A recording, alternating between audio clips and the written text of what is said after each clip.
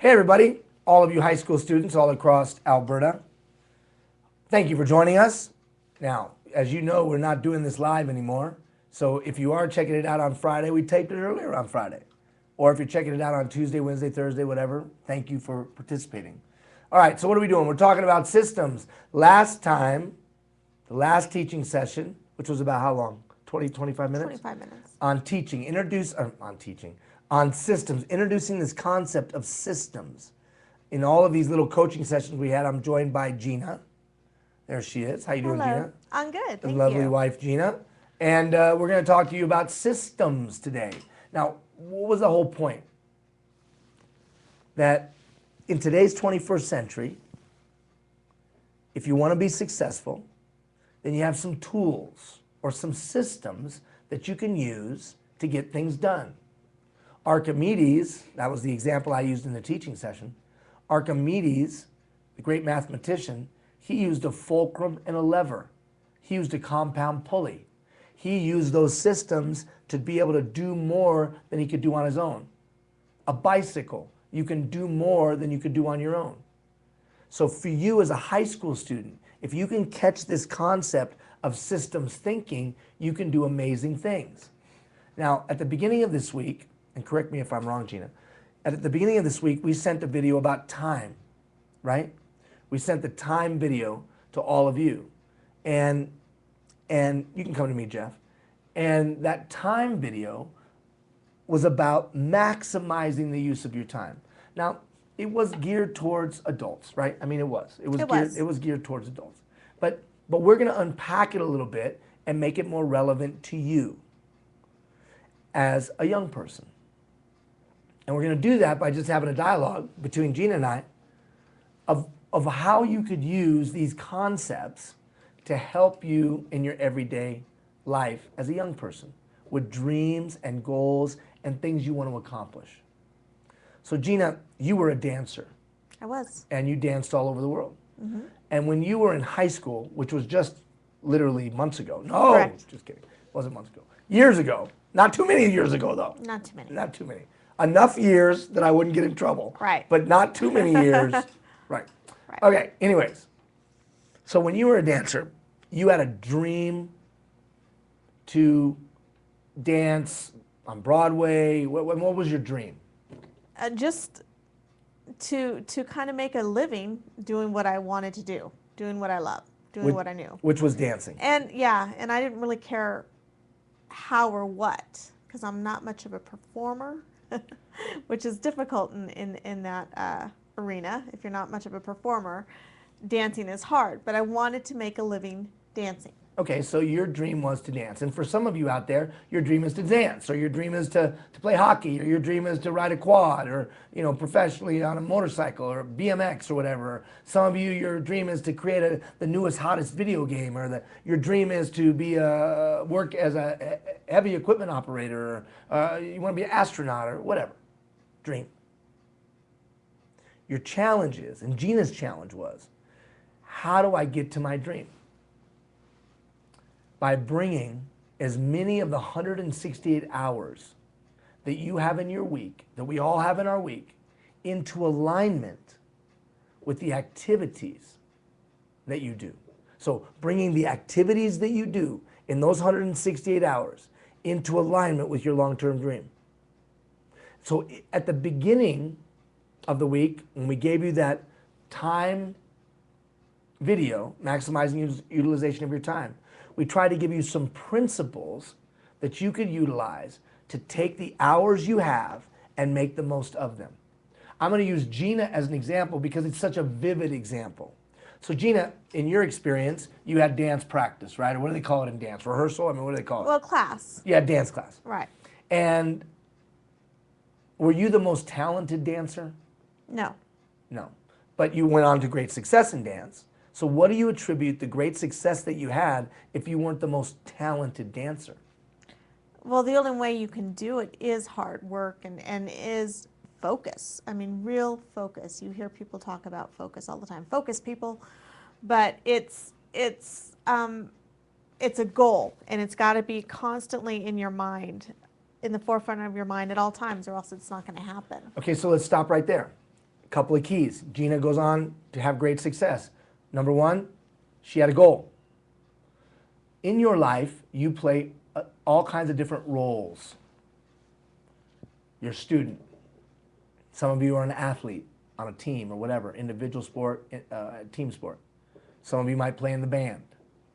Some of you might be in Ag Society or 4-H or whatever.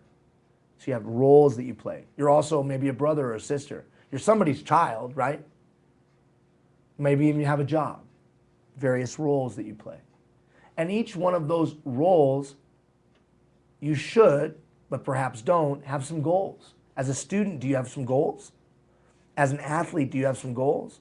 Well, Gina had some goals as a dancer. She said, I have a goal. I want to make a living doing this. It's what I love to do. I want to make a living doing it. Challenge, how do I get there? I'm not the most talented. That's what you just heard her said. You heard her admit, I'm not the most talented. So she had a role in her life. I'm a dancer.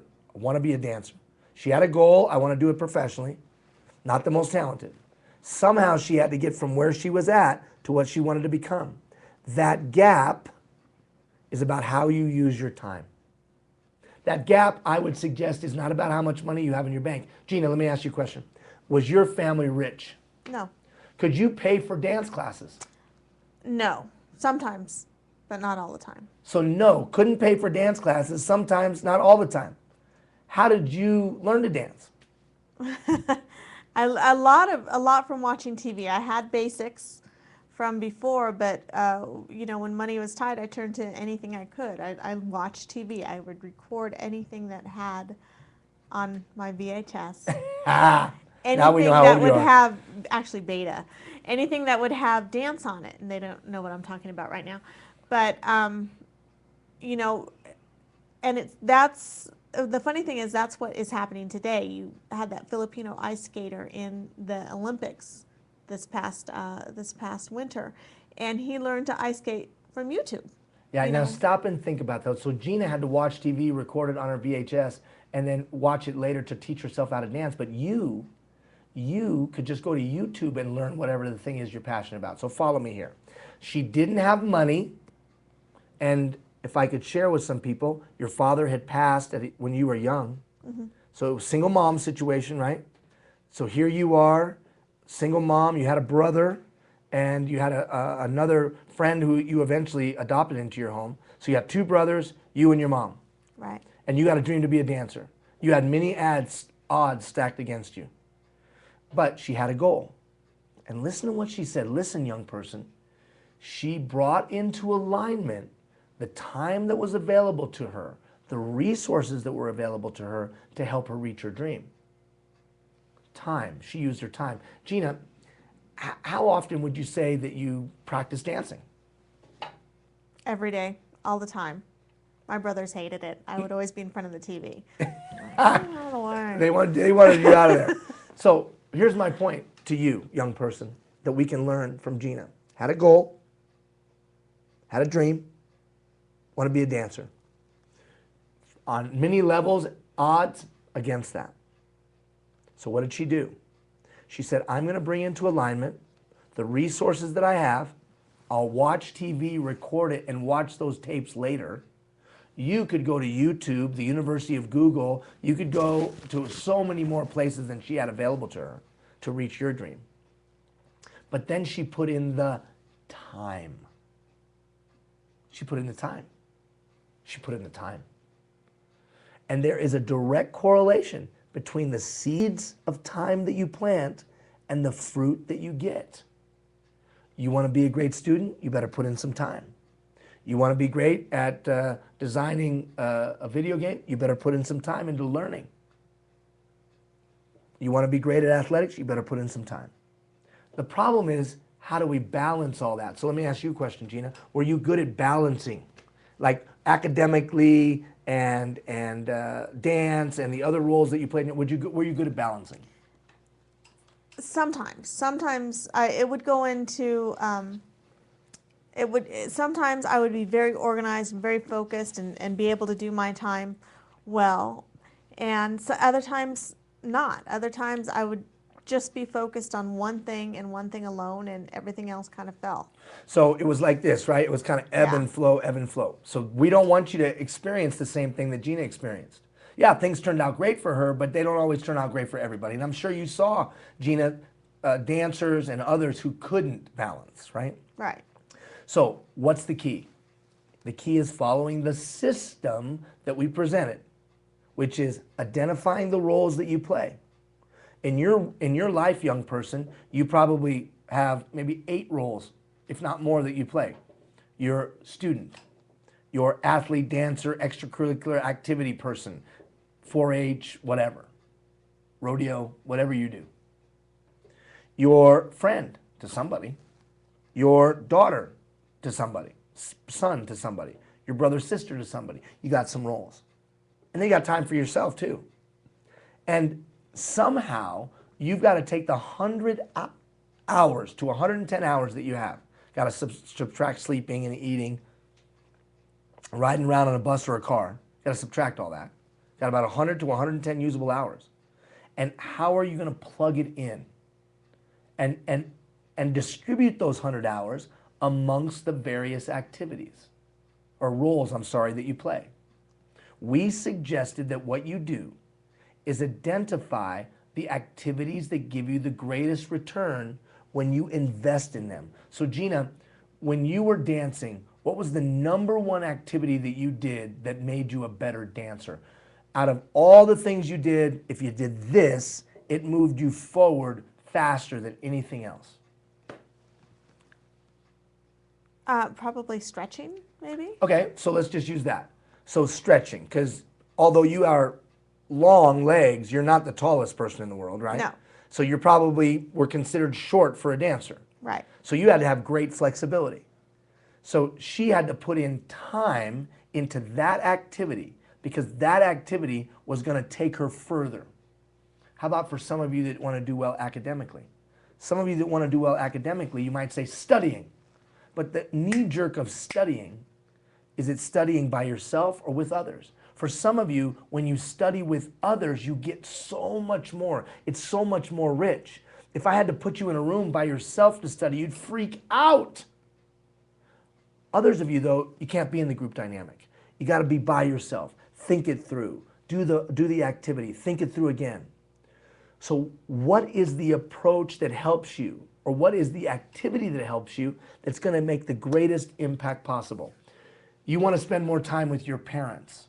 And the default might be, yeah, I'm going to go with my parents to the movies. Well, the only problem with going to your parents to the movies is there's no talk. And you say, Ian, I like it that way. And we're going to go a little longer than that. So, you say, I like it that way. I don't want to talk to anybody. But if you wanted to develop a deeper relationship with your parents, the activity 2 hours into going to the movies might not be the greatest activity. Why? You sit in the dark. You might talk on the drive there, talk on the drive home, but there's no dialogue. So if you wanted to build a deeper relationship with your parents, what would be that activity that might get there? Maybe it would be an activity you could do together. Go for a bike ride, go for a hike, go for a walk, go down to the park, play a game night at home. So just because I put an hour of time sitting in the same room with my parent doesn't provide the same impact as if I do an activity that elicits dialogue. Gina, what do you think of that? When you were trying to organize yourself, you probably weren't thinking in those terms, were you? No. Of the activity that would give you the greatest impact. No, I just knew what I needed to do. And then you went and did that. Right. So what we're trying to get you to start to think about is, what do you do with your 168 hours? We all get 168 hours. 168 hours is what we get in our week. Every human being on the planet. It's not the color of your skin, I would suggest. It's not how much money your parents have in their bank account. It's not your family dynamic or situation. It's how you use your time. If you haven't watched that video, go back and watch that video. Because it can work. Well, it has adult examples. You're smart enough to boil it down to what you go through every day. The principles are the same. What are the roles that I play in my life? What are the goals that I have in my life within each one of those roles? What are the activities that could get me to those goals faster? Stretching was the activity for Gina. She better make sure she stretches every week She might have to better make sure she stretches every day. What are those activities? Then we talked about using some kind of tool, daytimer, iPhone, whatever. A tool that you can organize and block those activities in. But I'm buried, Ian. Yeah, I got homework, I got this thing, I got that thing. That's the whole point of using this. So you can identify those activities that are important, that'll get you to your goals, and make sure they happen every week. If you don't, then time controls you. If you don't, you leave your dreams to chance. So instead of leaving your dreams to chance, look at the example that we're using of Gina. She knew she had a goal. Deck was stacked against her. She knew if she wanted to be great at something, she had to put in the time. She went and got the resources she needed and then spent time doing the activities that would get her closer to her dreams. Now, is that a guarantee that your dreams will come true? Gina, is that a guarantee your dreams will come true? No. It's not a guarantee your dreams will come true. We're not going to lie to you. I can't guarantee your dreams will come true. But I guarantee you this, you increase the likelihood significantly. As always, you can send us questions if you so choose. Don't forget to make your commitment. If you want a certificate of completion in this program, you've got to make your commitment.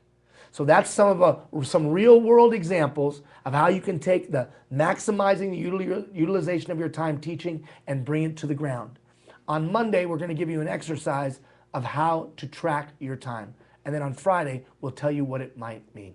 Thanks for joining us. Take care, everybody.